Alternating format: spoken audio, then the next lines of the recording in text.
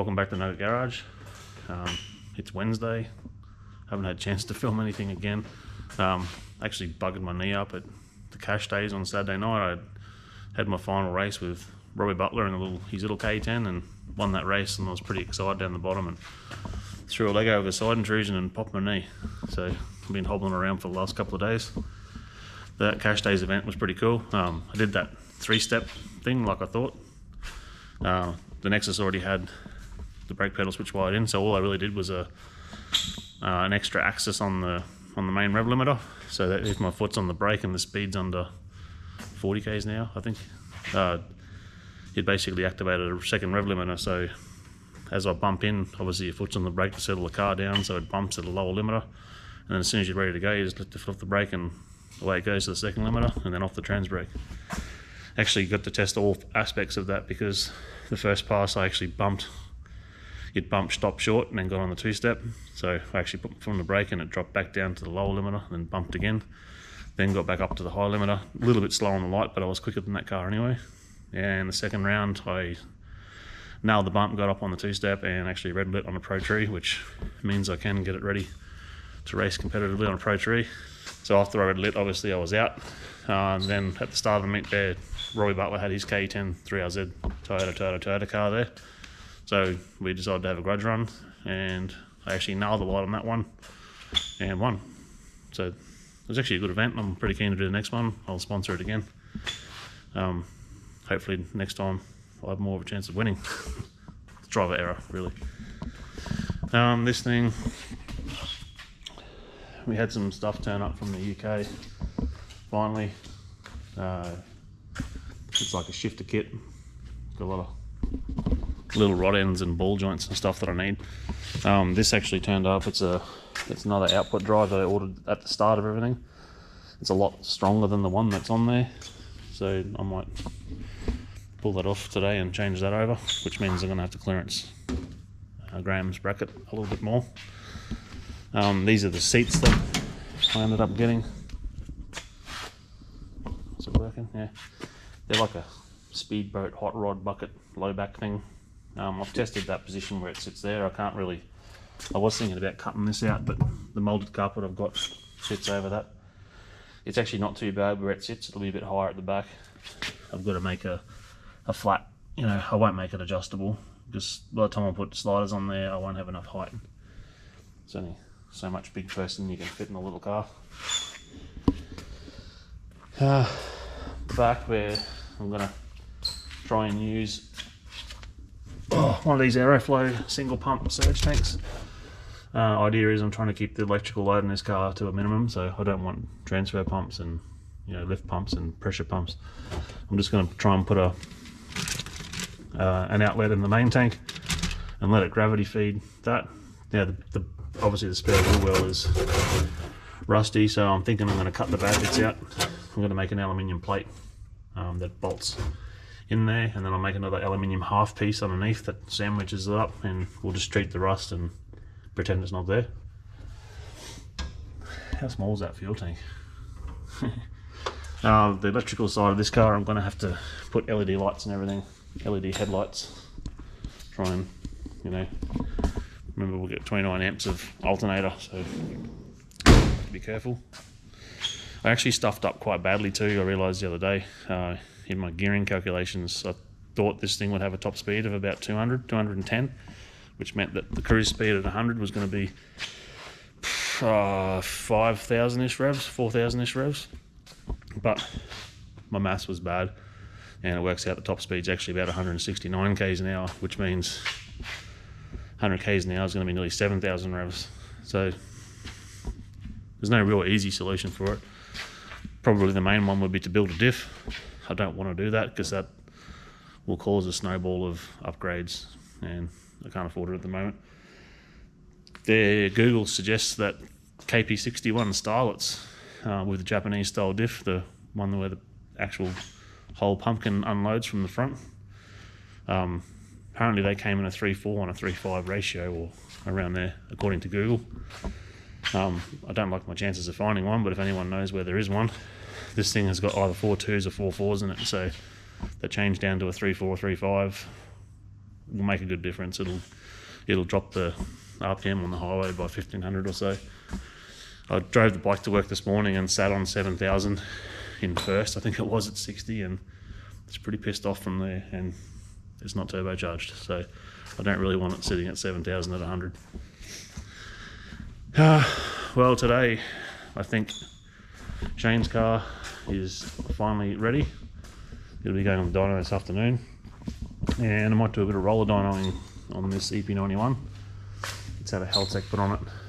Pretty cool little car. Has a big stereo in it as well. Alright, so I didn't get much footage on Saturday night, but we got some outside car stuff again. So once again, it's dark. I'll throw a little bit of video of that in, and we'll get some videos of these dynos, and I'll show you what I've done with this in a second.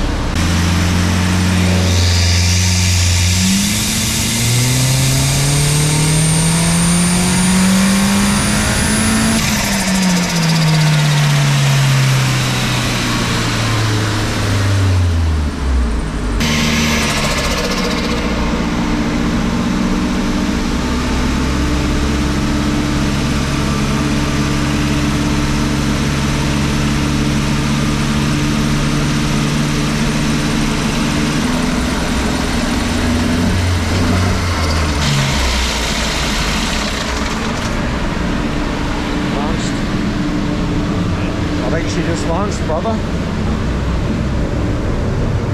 Alright, so it's 5 o'clock on Friday morning. Unfortunately, I've failed to really do anything to that. Just had so many tunes on. It's crazy. I ended up doing the EH yesterday. I think we got to about 430 at 19 pounds on 98. It's only a 3076 on that car. The Starlet, I ran that up on the Heartbreaker dyno. It went 216, which is probably closer to 250 on the hubs. That roller dyno has always been hard to make power on. So the only thing we did really on the K10 is started cleaning up it's got these little globe wheels off it. So he's cleaned up the bands, and we're actually going to paint the centers black and then redo all the highlights. And I've got some white wall tyres. I've got 155/80 13s for the front and 175/70 13s for the back. So it's going to have a bit of a bigs and smalls thing happening. The tuning nightmares continue today. I've got to do a RA28 Celica right now. What's it, 6 in the morning for Gav, so he can make this all Asian day on Sunday. I'm actually probably going to do that with the Supra. I'll come in tomorrow and give it a bath, turn the boost down and let it stretch its legs. And I think Kiwi's going to come and get the rotary corolla washed up, and we'll take that out for a drive as well, because that's actually entered in road trip after Jamboree, which I haven't driven it in months, so better check it doesn't need anything. Got to tune this micro today as well. It's a Heltec thing. Another Heltec Barra BMW. It's on the cards today, and another Barra Patrol. This came in yesterday with a drop-by wire issue. Turns out there's differences between the BF, FG and Territory ECU to do with the 5 volts on the pedal position sensor. One pin's not there and one is on the other, so just had to bridge it across, and it's now ready to tune. So that's next week at some stage. Alright, well, I guess I'll leave it there. We'll get some film with this all Asian day on Sunday. And next week, if it's not so crazy busy, I'll get some wiring done on this K10 and show you some videos from all Asian day. I'm going to walk around there with the camera and try and get some of the other cars and do some in cars and whatnot. Anyway, don't forget to like and subscribe. I'll see you next week.